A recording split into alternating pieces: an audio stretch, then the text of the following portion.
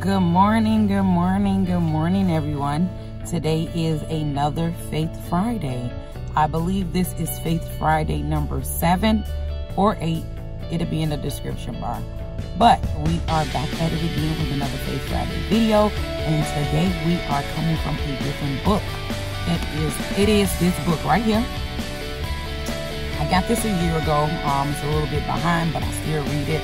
It's called The Devotional for Women, and it's edited by Rhonda Harrington and Kelly. This book is targeted towards women, women in the Bible, and so forth. So basically, everything in here is woman or women related according to the Bible. So I'm going to be reading from The Consequences of Disobedience. It says Genesis 3 and 16 through 19. To the woman he said, I will greatly multiply your sorrow and your conception. In pain you shall bring forth children. Your desires shall be for your husband, and he shall rule over you.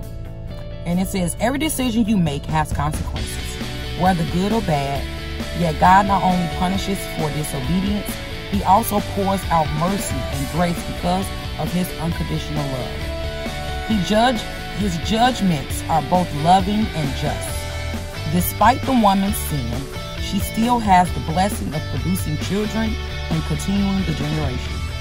Her role in God's plan of redemption is not taken away.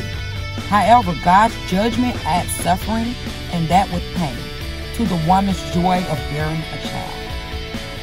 The woman will still have a desire to dominate or rule over the man. Such is the essence, character, and result of all sin against God. She will have the strong desire to be with the man. Sin corrupts the willing submission of the wife and the loving headship of the husband. However, these distortions of the divine plan are not the result of God's judgment, but rather the natural consequences of sin, arising out of our own rebellious hearts. God began with his curse on the serpent, who was being destined to move on his belly. Satan will receive a death blow because the woman's seed, her submission, just as her husband's headship would be tainted by their own respective selfishness. The man would meet difficulty in his working of cultivating the ground so that it will bear fruit. What would have been easy and joyous in the garden before sin entered the picture now would be challenging and often full of sorrow. Disobedience comes with a high cost.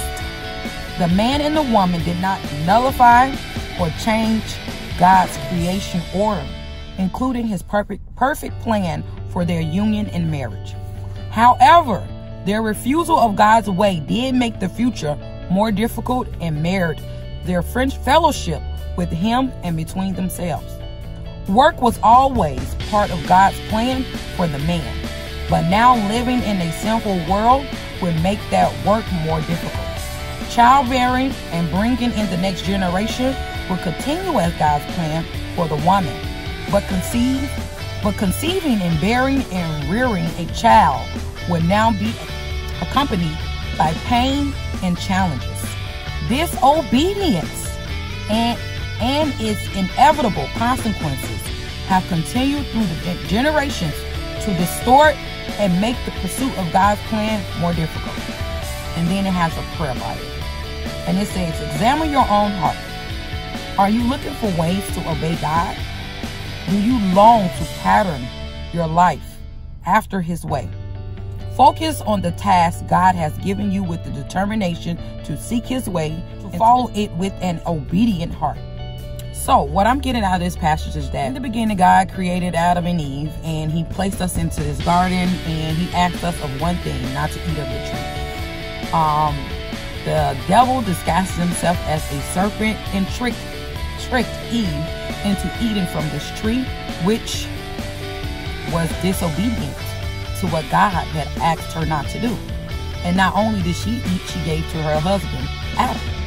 So that was their decision to eat of that tree, to listen to the serpent. Their eyes are open to what God did not want them to see. And guess what?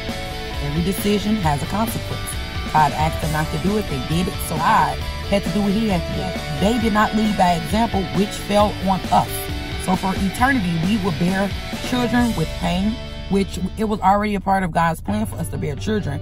But I believe the pain part was not supposed to take place. And Adam will work forever. Our men will work, which was a part of the plan as well, but not as hard as we have to work now to make it. So at the end of the day, realize that every decision has a consequence. Every action has a reaction to it. So think before you act and face the consequences if you do something that you're not supposed to do. And that concludes my Faith Friday video number 7, I think. If you all like today's video, please hit that like button, please share, please comment, please subscribe, and hit that notification bell so you all are notified every time I do an upload. And until my next video, I'll see you all later. Bye.